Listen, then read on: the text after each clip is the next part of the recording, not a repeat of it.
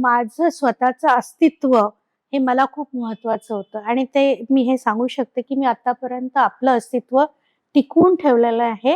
माझी व्यक्ती म्हणून जी घडण आहे, त्याच्यामध्ये माझ्या आईचा खूप मोठा सहभाग आहे आणि मी स्वतः आई आहे आणि माझ्या 2 मुलींना किंवा माझ्या मैत्रिणी किंवा स्त्रियांना मला असं सांगावं वाटतं, की स्वतःचं अस्तित्व टिकवून ठेवा आणि स्वतःचे स्वप्न आहेत, त्यांना नेहमी बळ द्या.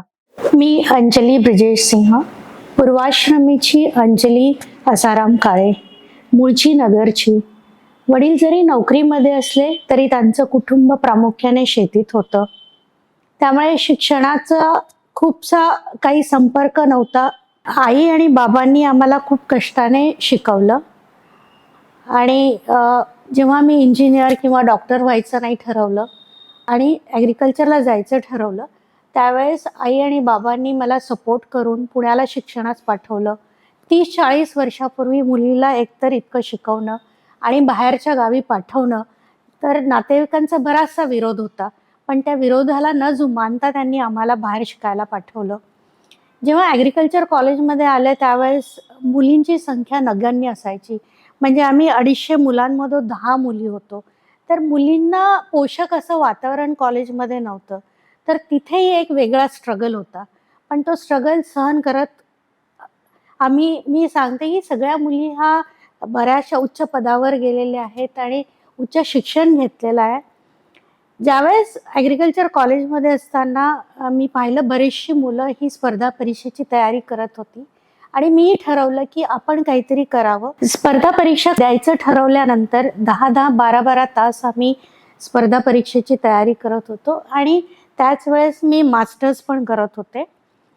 आणि मी अभिमानाने सांगू शकते की पहिल्या प्रयत्नात मी प्रथम वर्ग अधिकारी म्हणून परीक्षा उत्तीर्ण केली आणि मुंबईमध्ये विक्रीकर विभागात रुजू झाले.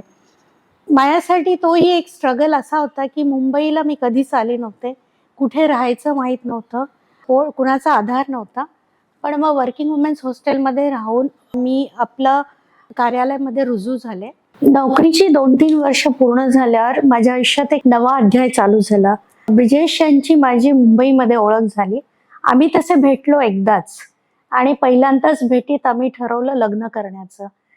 ब्रिजेश हे उत्तर प्रदेशचे, तसे नागपूरमध्ये वाढलेले, पण उत्तर प्रदेशचे आणि राजपूत आणि मी महाराष्ट्रीयन. तर दोन्ही कुटुंबाचा खूप विरोध होता. पण तो विरोधाला आम्ही दोघांनी फेस करून लग्न करायचं ठरवलं. पण लग्नानंतर मग एक वेगळा अध्याय चालू झाला. त्यांची जिथे जिथे बदली होईल तिथे तिथे मी गेले.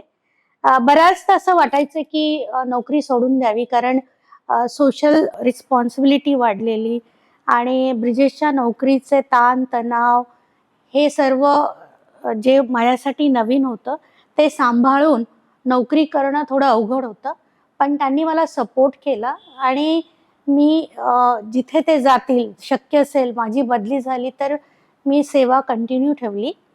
वेगवेगळ्या ठिकाणच्या बदल्या आणि तिथे जाऊन नवीन घर वसवणं आणि ब्रिजेशची पोलीसची नोकरी असल्यामुळे त्याचे ताणतणाव वेगळे होते. ते करत आपली नोकरी सांभाळणं ही तारेवरची कसरत होती.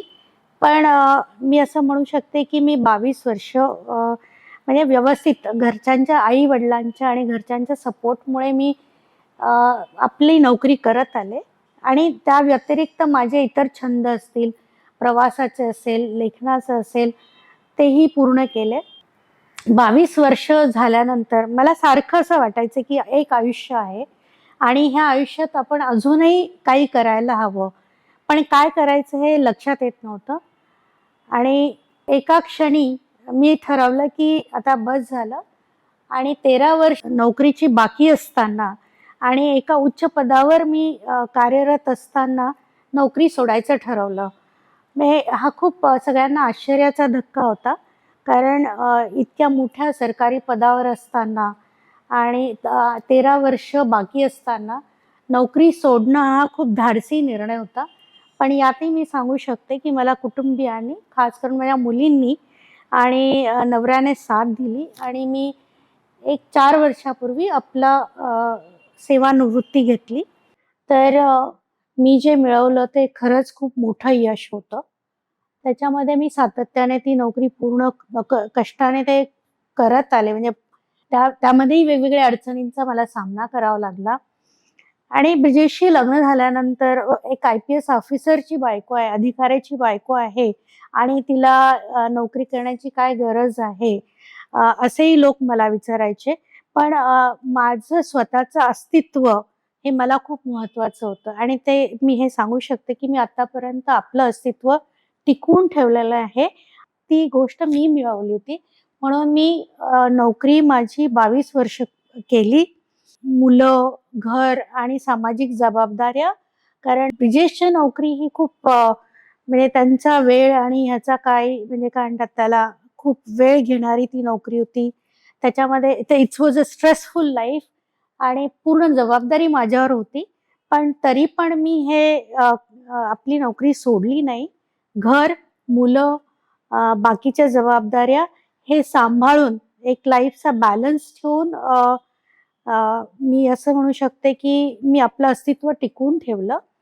फक्त मला असं वाटतं, की मनात मला असं सारखं वाटायचं, की हे एक आयुष्य आहे आणि मी इतके दिवस नोकरी केलेली, पण मला अजून काहीतरी करायचं आहे.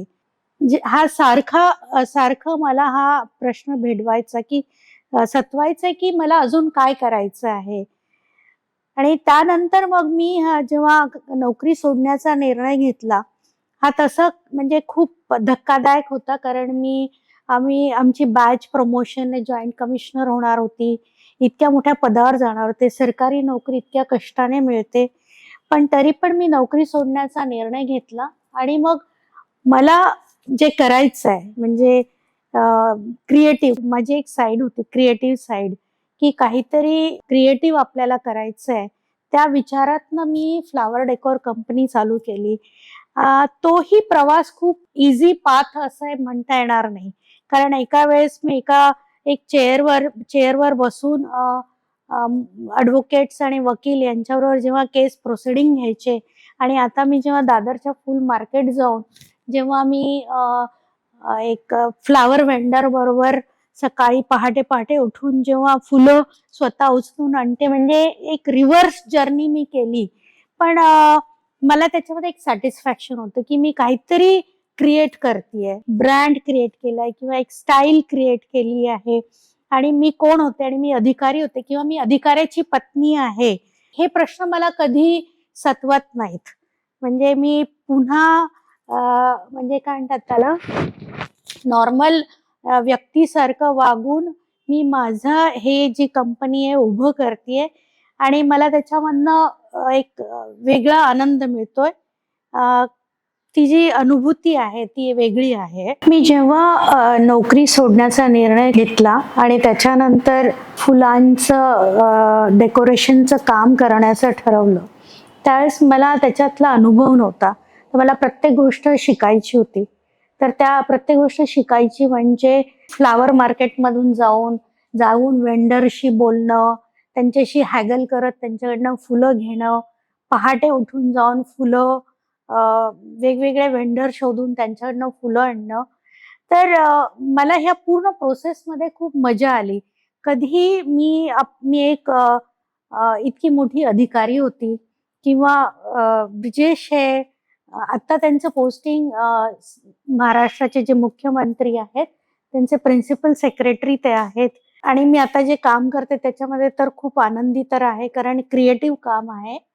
आणि कधी मी एक सेल्स टॅक्स ऑफिसर होते आणि ह्याचाही जनरली मी उल्लेख करत नाही, कारण तो आता भूतकाळ झाला.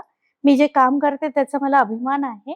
मला स्त्रियांना एक सांगायचंय, की आपली स्वप्न विसरू नका आणि दुसरं आपलं फायनान्शियल इंडिपेंडन्स मेंटेन करा. आपलं अस्तित्व मेंटेन करा. आपण सगळेच कुटुंबाची काळजी घेतो आणि बऱ्याचदा आपल्याला शेवटी म्हणजे आपण प्रायोरिटी नसतो. हे आपलं कुटुंब, आपलं मुलं आणि पती हे प्रायोरिटी असतं आणि आपण शेवटी असतो. पण त्याचा बॅलन्स सांभाळून स्वतःचं अस्तित्व टिकवा, फायनान्शियल इंडिपेंडन्स टिकवा. मी जी नोकरी केली ती 100% डिवोशनने केली आणि आता मी माझं आवडीचं काम करते, ते अर्थातच पूर्ण डिवोशनने करते. तुम्ही जे कराल ते पूर्ण 100% देऊन कराल. आपलं करिअर बनवा, आपलं अस्तित्व टिकवा. तुम्हाला तुमच्या करिअरसाठी शुभेच्छा. धन्यवाद.